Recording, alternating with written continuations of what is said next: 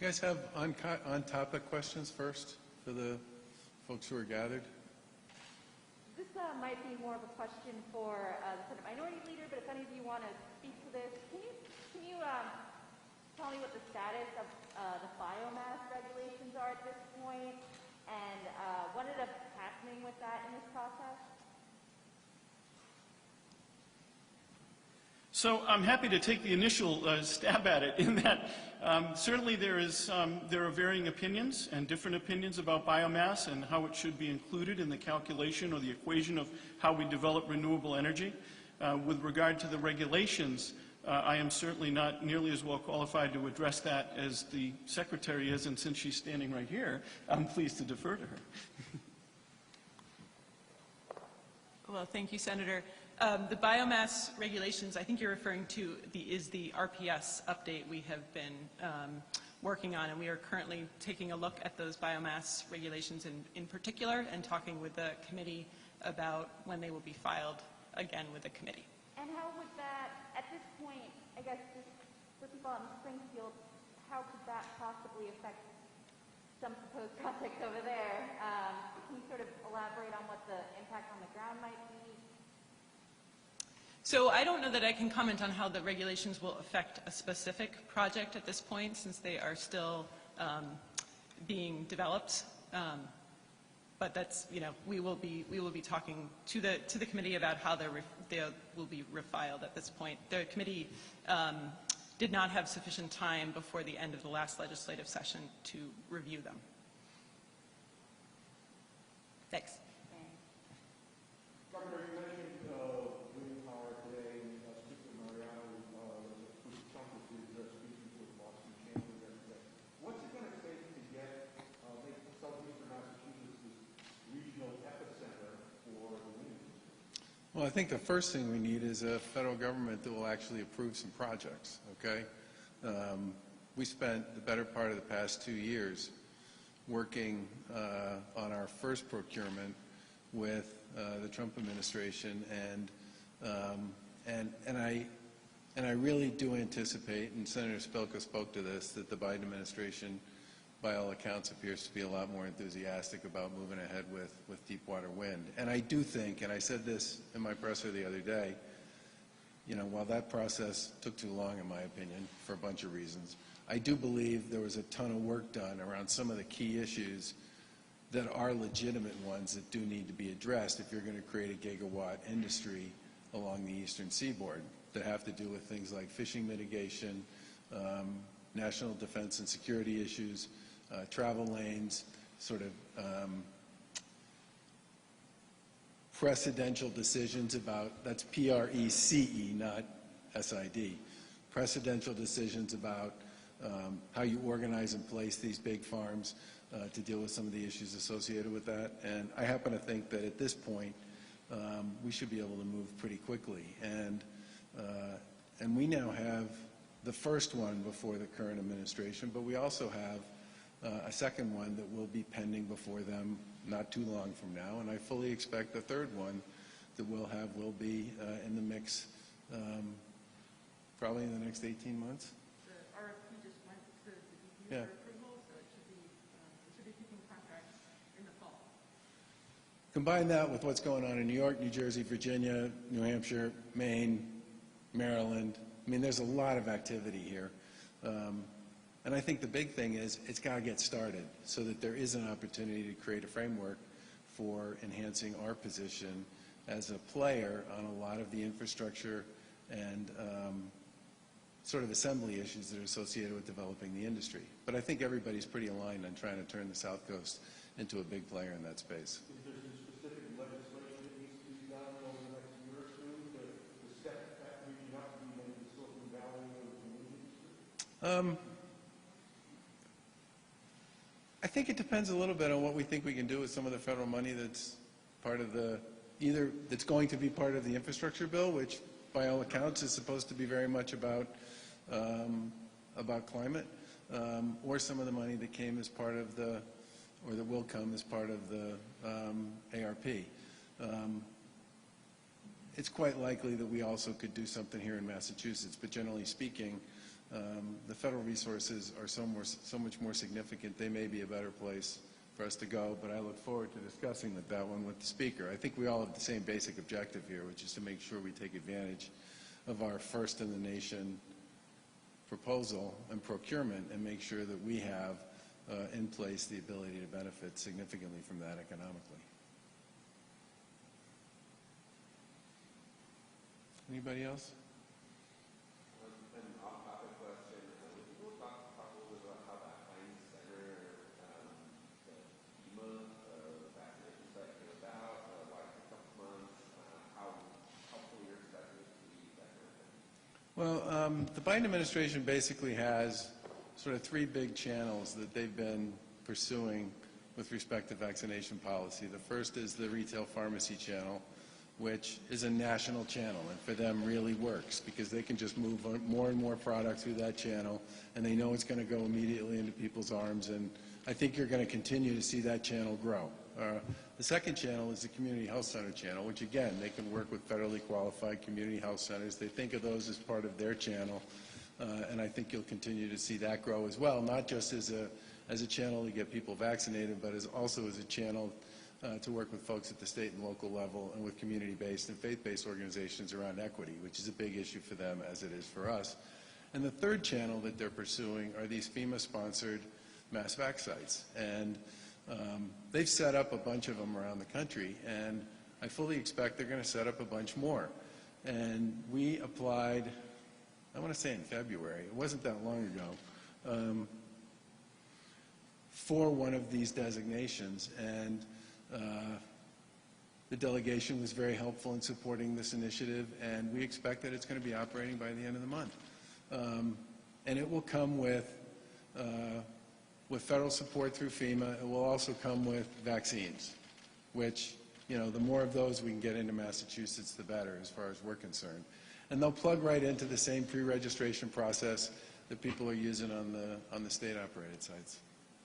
What impact does this program have in the federal government responding to your repeated requests for a ramp-up of shipments to the state? Well, these sites, these FEMA-sponsored sites, do come with vaccines, okay, which, from my point of view, will mean more for us if we have designated sites that are part of this program.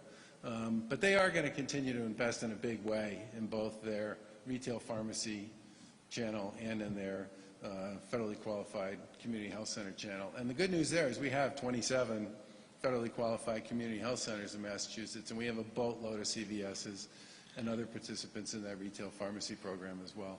So that's I mean, I think that'll end up, I really think as time goes by, we may end up with hundreds of retail pharmacies participating in that channel. So what's the next step? Just continually repeating or requesting more doses and the continued ramp up, or how does that fall into your next steps with the federal government here?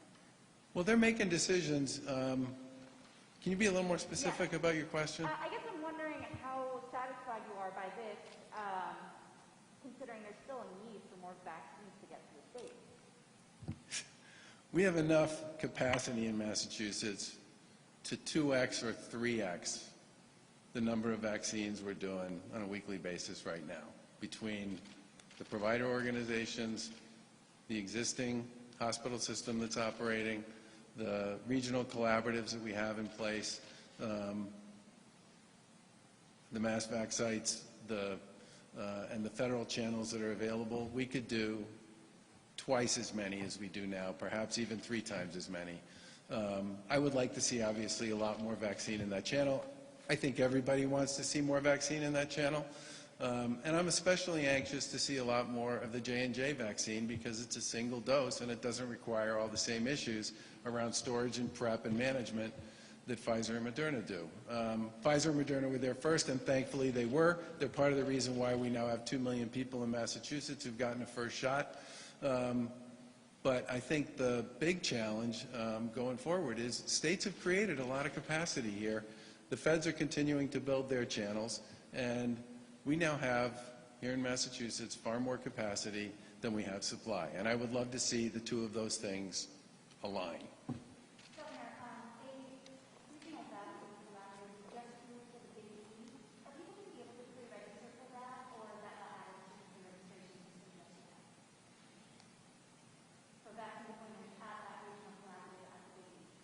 We are bringing many of the regional collaborative, I think I said this during my testimony before the Oversight Committee, we're talking to all the regional collaboratives and basically saying, do you want to be part of the pre-registration system? If you do, that's great. If you don't, that's okay too. I don't know off the top of my head whether or not that particular regional collaborative wants to be part of the pre-registration system. If they do, we'll certainly put them on. Last question? Yeah.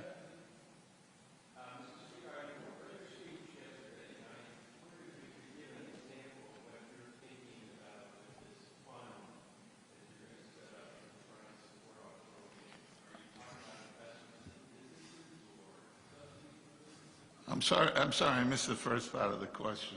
I read your speech yesterday about offshore wind. Yeah. You talked about training in that part of it, but you also talked about pumping money into the industry. It sounded like perhaps to support business growth. Well, it's to support training, growth in ancillary businesses that may develop around the creation of turbines and the installation of the pads for the turbines, creation of the propellers. We could create all sorts of incentives, but mainly we have to begin to develop a workforce. If we want to be a serious contender in this, we need a workforce that can get out and put these things up. In Europe, they put them up in about 2 days.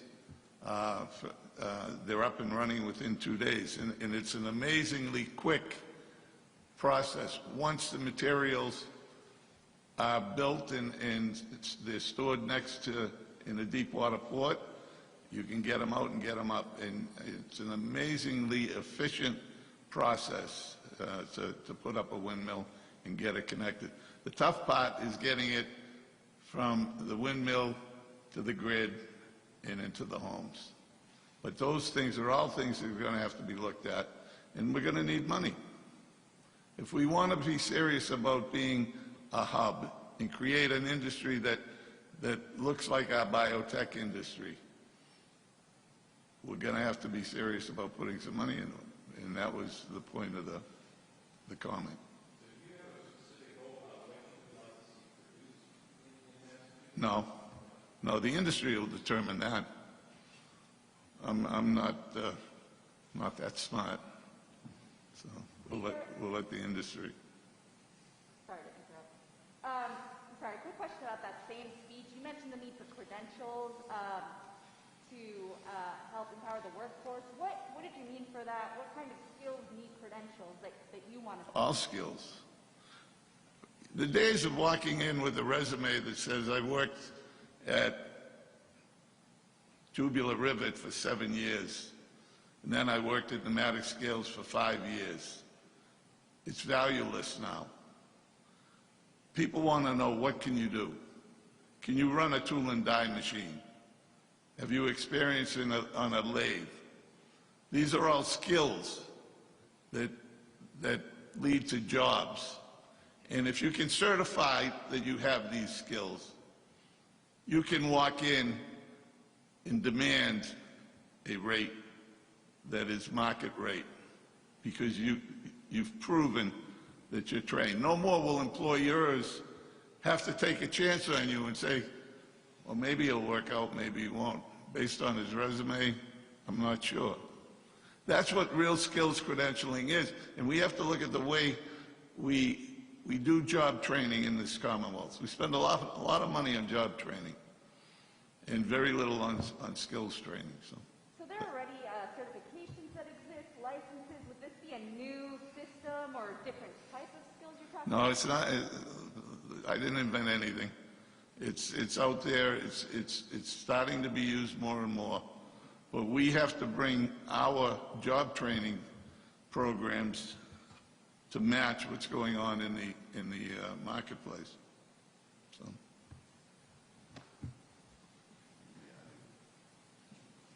I just want to elaborate a little bit on what the speaker just said there. The legislature in the Economic Development Bill in 2016, I think, put $60 million in there for capital skill grant program. basically to invest in community colleges, vocational and technical schools, and other training programs that were about building skills that you could get credentialed on.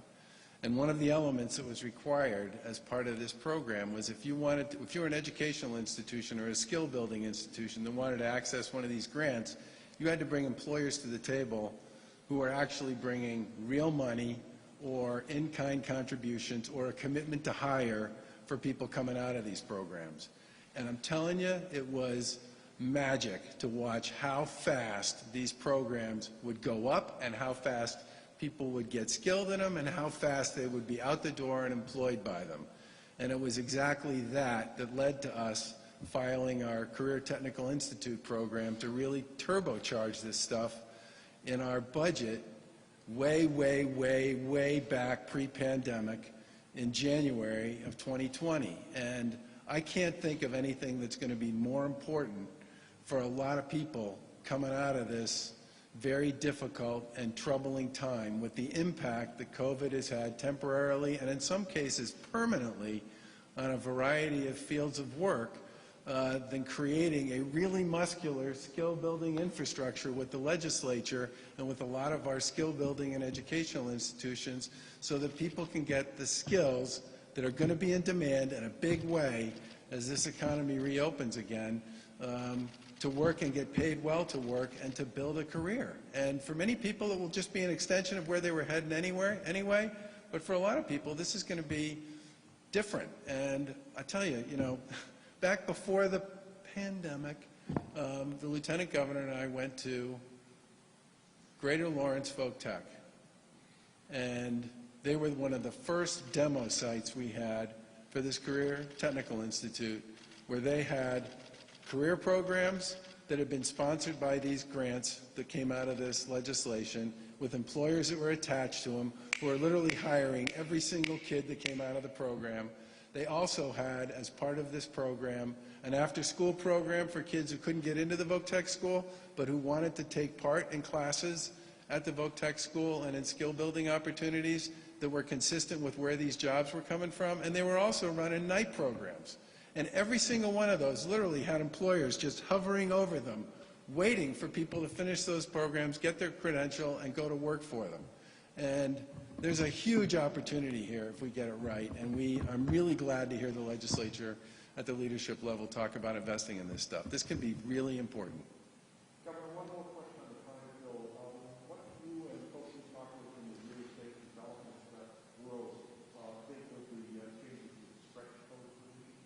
I think the biggest issue with the stretch code, and we went back and forth with the folks in the legislature on this, is not so much about having the code, it's about not having 351 codes, right? How do you develop a structure here where people, for the most part, know what the rules of the game are going to be and can act predictably against those? And I think our view is that we can build, with the authorization and the structure that we got from the legislature, a stretch code that will make it possible for people to understand what's going to be expected of them and how they have to comply and what's necessary to perform, both for the folks on the development and the build side, but also for the local officials on the development and approval side.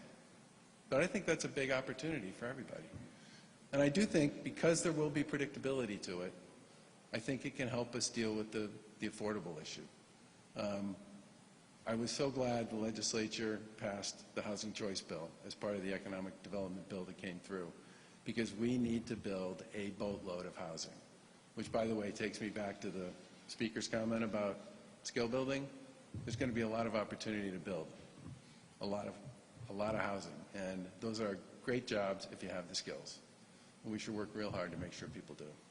Have you gotten a vaccine appointment yet? Pardon me? Have you gotten a vaccine appointment yet? I have not gotten a vaccine appointment yet.